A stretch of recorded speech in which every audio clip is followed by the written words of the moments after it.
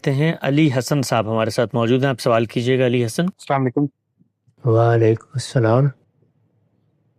استاد ایمان، سجدہ ساہو کا بہترین طریقہ کون سا ہے آپ کے نزدیک؟ روایات میں مختلف طریقے بیان ہوئے ہیں، جیسے کہ ایک روایت میں ہے کہ تشہد پڑھنے کے بعد اور سلام پھیرنے سے پہلے، اور ایک روایت میں ہے سلام پھیرنے کے بعد، اور حنفیوں کے ہاں اس سے بالکل مختلف ہے. تو آپ کی اس بارے میں کیا رائے ہے؟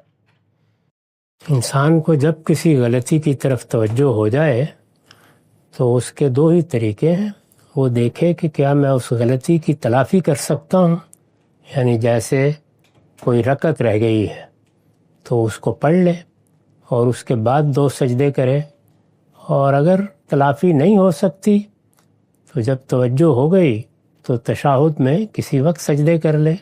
اگر اس نے سلام پھیر دیا ہے اس کے بعد توجہ ہوئی ہے تو بعد میں 2 سجدے کر لے. رسالت مآب صلی اللہ علیہ وسلم نے مختلف صورتوں میں یہی طریقے اختیار کیے ہیں، اور یہ حالات کے لحاظ سے ہیں. یعنی توجہ کب ہوئی؟ جیسے کہ روایتوں میں آتا ہے کہ ایک موقع پر نماز آپ نے پڑھا دی، فارغ ہو گئے، نماز پڑھا کے ایک جگہ ٹیک لگا کر بیٹھ گئے. وہاں صحابہ نے ہمت کر کے توجہ دلائی کہ آج نماز کی 2 ہی رکعتیں پڑھی گئی ہیں، بلکہ بہت دلنواز اسلوب اختیار کیا کہ کیا نماز کم ہو گئی یا آپ پھول گئے.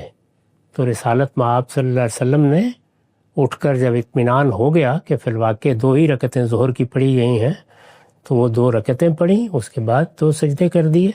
تو اس کے لیے کسی خاص طریقے پہ اصرار کی ضرورت نہیں ہے.